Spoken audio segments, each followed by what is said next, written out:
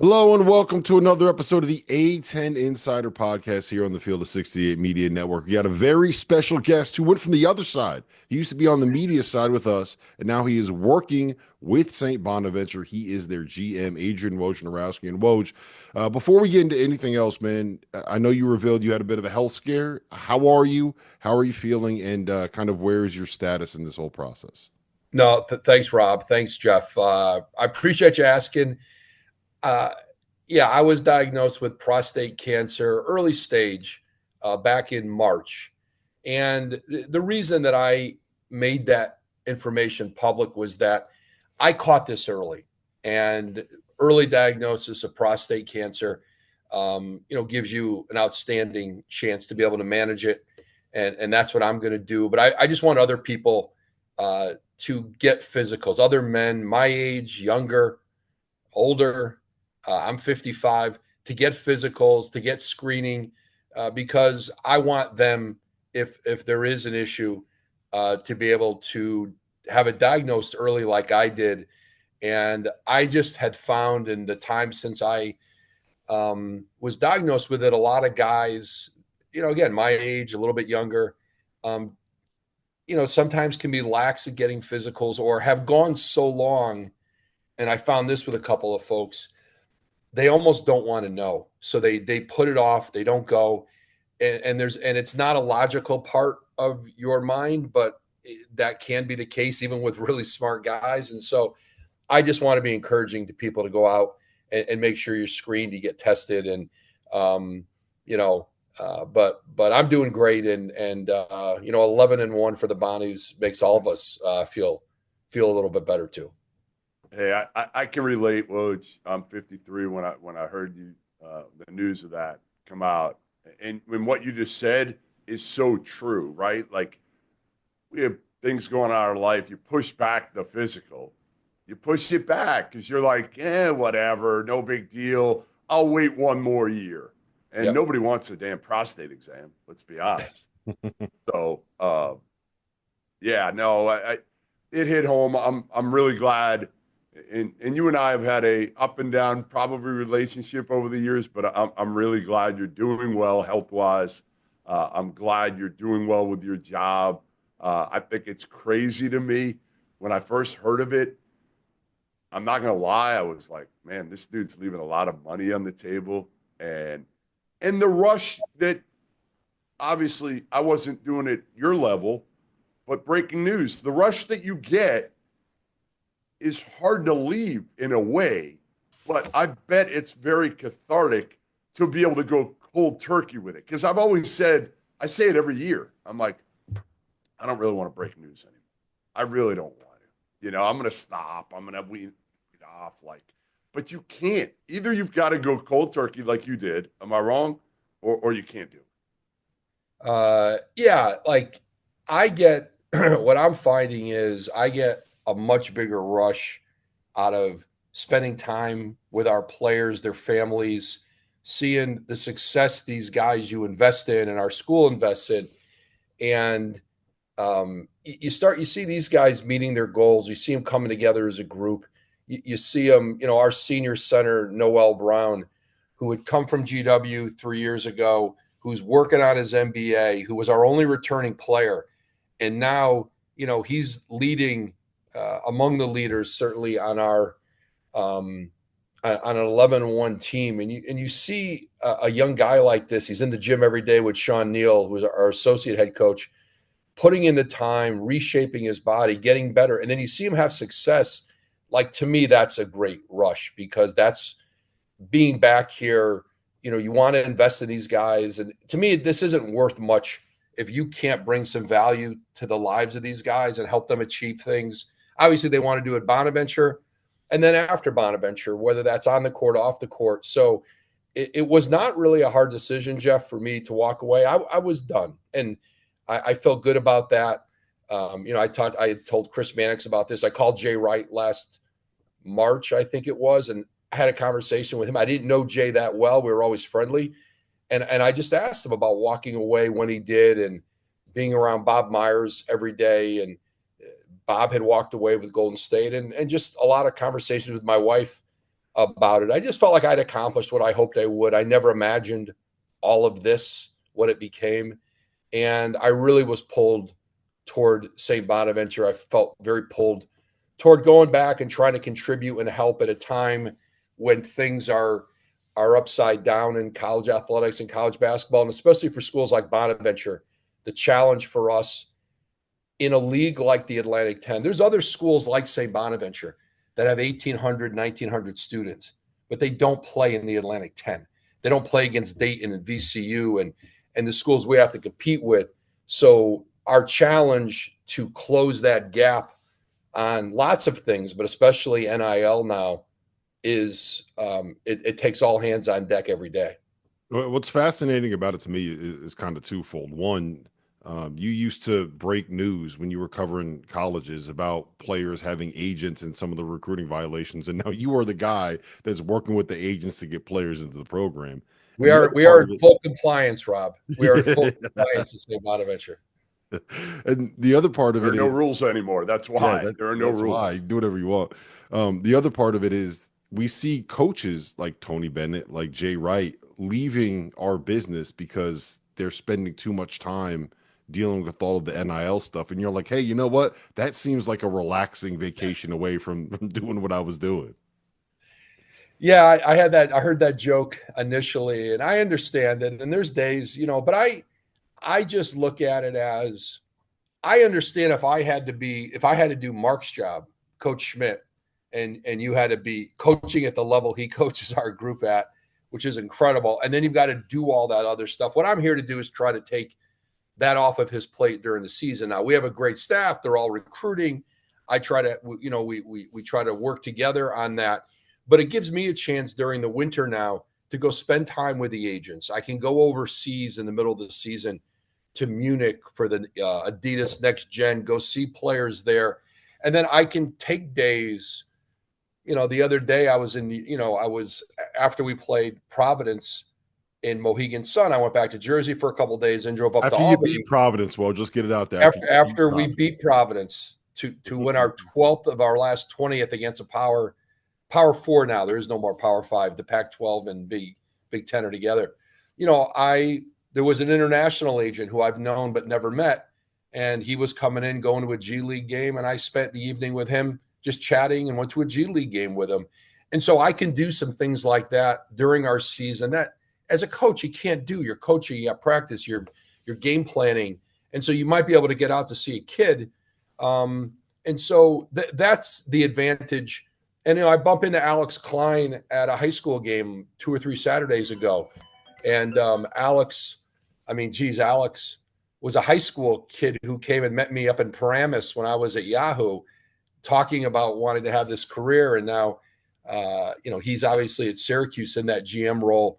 And so I think and there'll be more of these jobs there are. And I've, a lot of the guys have been so open to me that it's a new world for me. And I know guys in college basketball, but the other GMs at other schools will have reached out and you trade some thoughts with them, especially ones you're not competing with, but even ones we do compete with.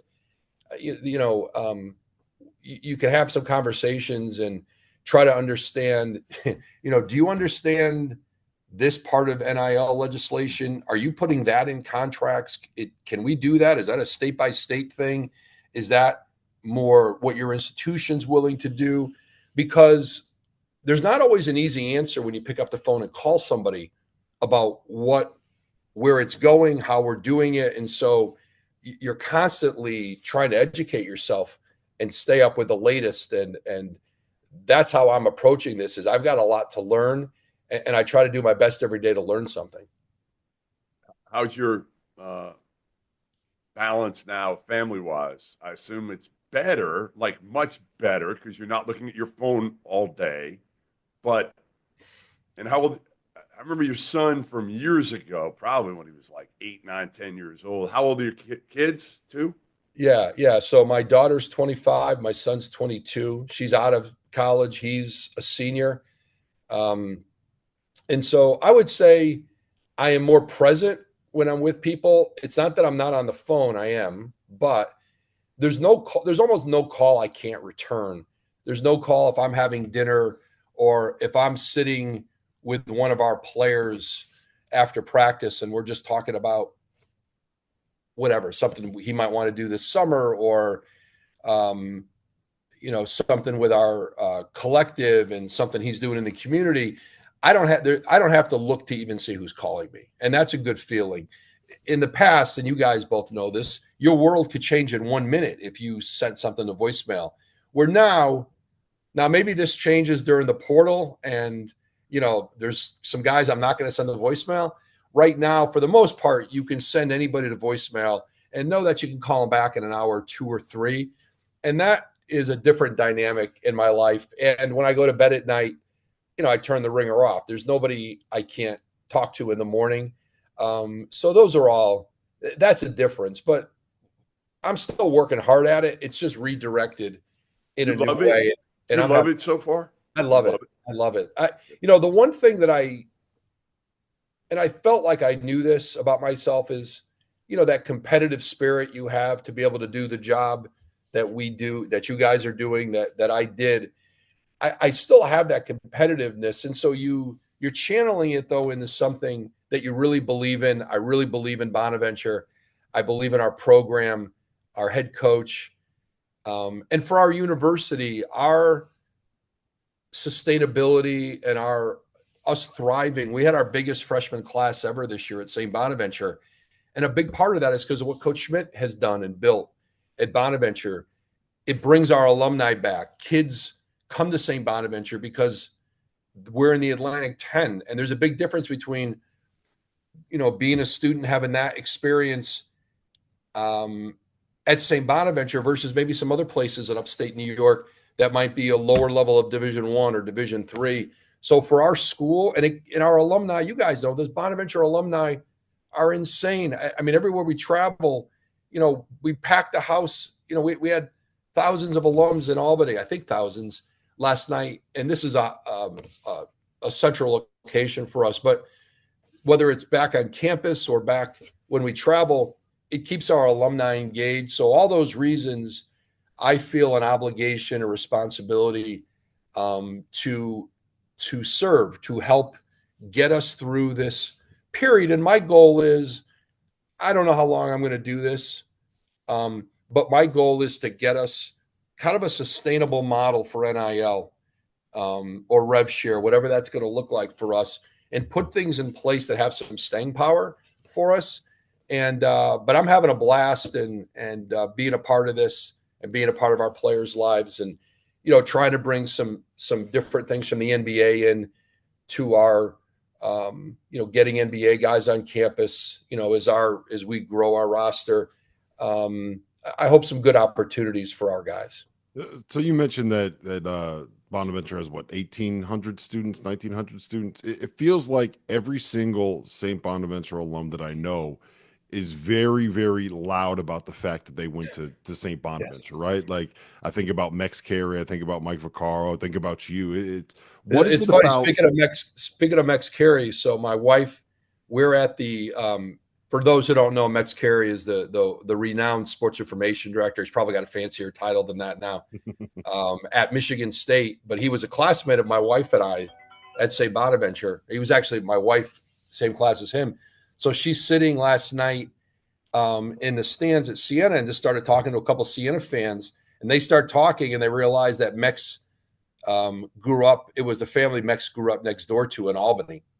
And so she had a long conversation about Mex last night. So I'll let you finish. Well, that's just kind of what the small world is there when you get to upstate New York. I went to college in Poughkeepsie, so I got that a little bit. But what is it about that university that you guys just love? So everyone feels so connected to it if you went to that school for 4 years.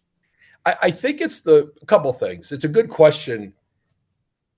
I think we're isolated and it's small, and you're going to pack a winter coat and you're probably going to stomp through some snow at some point to get to class. I think there's such a shared experience.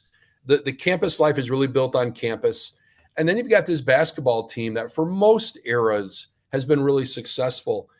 And there's just this community and the Franciscans, and it's a service university. You know, like we have the nation's oldest running student-run soup kitchen, and 300 students a year volunteer and keep this thing going. We served 23,000 meals last year. It's things like that that just separate Bonaventure, and it's just the closeness of those who went there. Coach Schmidt went to Boston College, and he, you know, has a joke he tells, but I think there's a lot of truth to it.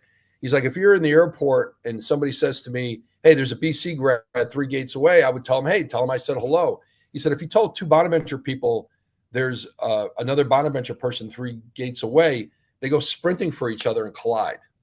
And that's kind of the thing we have.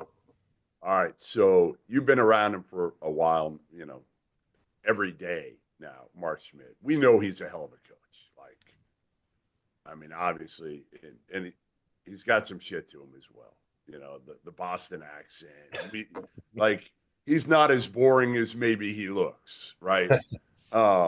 Give me something we don't know about Schmitty as, you know, seeing him every day behind the scenes and everything like that. I think what Mark has done an incredible job of, like, this era is evolving, right? And, you know, we had a run of 8 years where we had Jalen Adams and Kyle Lofton. We had 2 first-team All-Atlantic 10 guards who started for 4 years, who Jalen became player of the year, played in the NBA, Kyle, first-team All-League, and both did a lot of winning. And Mark has such a deep playbook and makes it hard to scout us because we run so many actions. And part of that is when you have a group together like Kyle Lofton, Asunia, the group that won the Atlantic 10 and went to the NCAAs and went to an NIT Final Four by winning at Colorado, at Oklahoma, and at Virginia, a gauntlet that I'm not sure we'll see anybody match, is to see him adapt to the fact that we had, you know, 9 new players last year, 10 new players this year, you know, probably pare down the playbook a little bit, but yet still hold guys. What I am amazed about, and I've been around great coaches. I spent a year with Bob Hurley Sr. I've been around Hall of Fame NBA coaches, and feel like I've learned and seen a lot around guys. What makes Mark one of those guys is he just has a standard, and he is just going to hold you to that standard, and he's not lowering that standard. And that's what I see every day with him. And the guys who had success at Bonaventure we get gym rats, and we're the place to come if you love to be in the gym, because there's no distractions. There's nowhere else to go to do anything else. You get your schoolwork done. But what I love about, I'll come back, I'll go, when I'm on campus and trying to get stuff done, I might go grab a bite at 8 or 9 at night in town and come back. And I come back at 9:30 or 10 to my office to maybe work for another hour. And there's 4 guys in the gym shooting. There's 4 guys. This is in our preseason when we had a 7 a.m. session. We had a 3-hour practice in the middle of the day. We had individuals. They had class. And that's the environment Mark creates, where guys, we have workers. And Mark's had 10 first-team All-Atlantic 10 players, more than any other coach in our league. And I would argue with, out of that 10, I'm not sure any of them came in and you said, oh, that's a blue chip guy who they you know, they got into a wrestling match with Dayton and VCU for and got him. We don't have those guys, and yet they get better and better. And so the thing that's interesting, though, Jeff, now is, listen, I don't know how many 4-year guys we're going to have. We hope we'll have them. And so those developmental stories now, they're 2-year stories, perhaps. Chad Venning, who's at Boston College now, for us, he's a success story at Bonaventure. He comes from Morgan State at maybe 350 pounds, had averaged maybe 5 points a game there. 2 years at Bonaventure, first year he gets down under 300, and he's, you know, double against, you know, Notre Dame. And second year, he's second-team All-Atlantic 10. He's remade his body. He's had his confidence built up. And then he goes to the ACC. And to me, that's a success story for St. Bonaventure. We have to look at that model for us. It may not look like what it looked like for Jalen Adams and Kyle Lofton. And so to see Mark adapt and still be able to put that kind of developmental success into kids, that's why we're 11-1 with 10 new players and probably an NIL budget well below a lot of our rivals in our conference.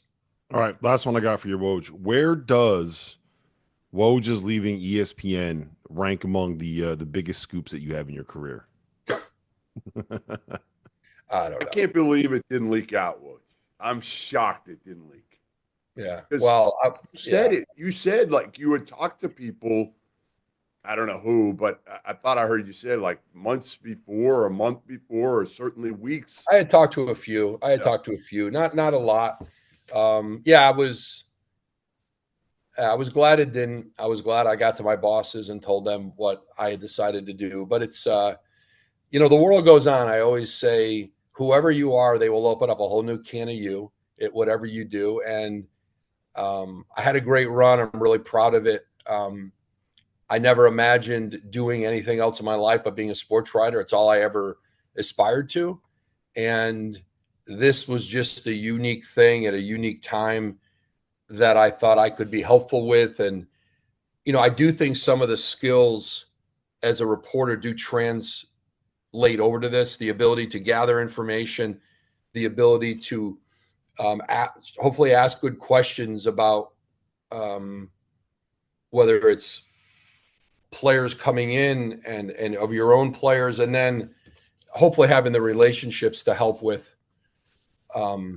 doing some unique things with NIL and getting out and getting people excited and being able to communicate a vision to our people about what we're doing, how we're trying to do it, what coach does, and then how they can help us. That's a big part of it, is communicating to your own constituency about what it is and how we're going to go about this and how it might look different than how Dayton or VCU or other, some other great programs in our league.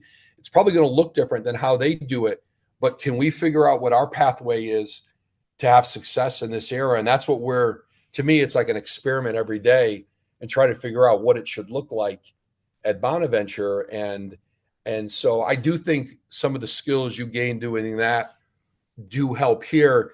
And I would just say, talk about this GM position, Baker Dunleavy at Villanova, Alex Klein at Syracuse, you go through, all of us who have these jobs come from very different backgrounds. Baker was a coach.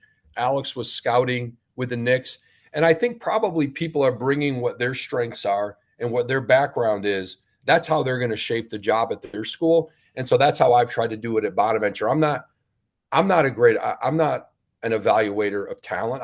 I think I generally know what the attributes that are important to Mark and to our coaching staff, but my job is to bring to them, I'm always bringing to our coaching staff, but Sean Neal, our associate head coach, options. And so, hey, here's a few European guys that I've talked to some guys there. Watch some tape, Sean.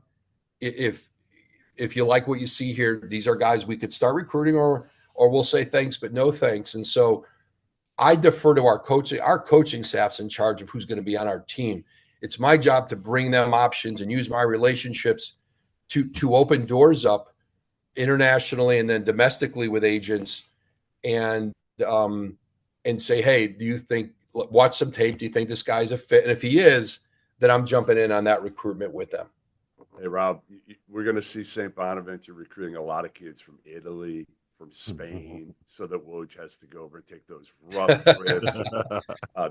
You're on to me. My wife, certainly, that's her encouraging. I don't blame her. Yeah, listen, he's had to deal with your schedule, and yes. I know, because my wife's wanted to throw my phone in the bathtub or the river plenty of times. She's had to deal with you and your schedule for this long. Oh yeah. I'm sure she can't wait for any semblance of the off season. Yeah. I got one last one for you, and you mentioned it earlier. You said I don't know how long I'm gonna do this. I don't know. Do you envision? Is this a kind of a year by year thing where you told Mark, hey, listen, I'll come on, like you said, and try to get this thing in a good spot where we're competitive with everybody, and I'll reevaluate every year? Do you have any thought of potentially getting back into media, which I'm not sure I would right now. Yeah, I don't. You're shaking your head no, and the I'm one like, thing, you're way smarter than us because my media career is over. Like, I'm very confident of that. I'm going to be at Bonaventure. When I say I don't know how long I'm going to do this, I don't know how long. Is that 5? I don't know the answer to that. The world's going to keep changing. I'm loving it right now, and the kids we're recruiting and the kids we have, I want them to know, and they know that I'm going to be a part of their lives and be able to help them with the relationships I have long after I maybe am not in this position. And that's what I try to talk to our players about, is that this is a 40-year decision. That Bonaventure, we're bringing back teams this year, 68, 69 team that was unbeaten. We're bringing back our 2000 team that played Kentucky in the NCAA tournament, lost in double overtime in Cleveland with a great group, Coach Barron, and those guys are all coming back. And I want our players to see the relationships that those teams still have with each other, because in this portal age, I think the best case we can make, one of the cases we can make to keeping these guys, is for them to see at our place how close those teams are, and then how much our community still loves those teams. Because what I worry about is the guy who plays at 3 schools, does he even have 1 school to go back to? And where we want our guys to know they're going to be able to come back here. And even our guys like Charles Pride, who played 1 year from Bryant, and Charles is back on campus, and I took him and Daryl Banks, who was a St. Peter's guy. Charles played 1 year, Daryl played 2. And I took him to dinner with one of our freshmen who's redshirting, just to talk to him about how to use his redshirt year, how to make the most of it. Because, and the fact that these guys who just played 1 year with us, or 2, they're coming back when they're between pro jobs, they're getting ready to go over, that they're Bonaventure guys now. And so we just have to, hey, it looks different. So to answer your question, Jeff, I want to be there for our guys no matter how long I'm in this job. And I've had relationships with our players for a long time. But I'm loving this. I'm going to be here this year, next year, certainly. But how long I'm going to do it, who knows? But you're not retiring. Listen. I know you well enough. You're not retiring at like 60. You're not gonna walk away and do nothing at 60. We know. Yeah, that. And so there's nothing I'd rather do now. I have no interest in going to another school or a pro team. That does not interest me at all. This was special because it was Bonaventure, and that's why I'm here, is because I love the place. I hope I can help. And I've always wanted to live above a bar. So that's what I'm doing now. That is ridiculous, by the way. I cannot believe that is where you picked to live. And I don't know how much you're splitting time, but I hope you're a very, very, very heavy sleeper.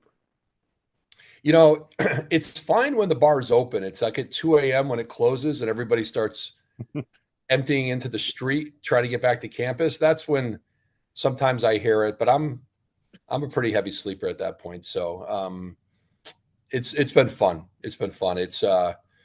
I'm happy for you, man. Yeah, it's a fun environment.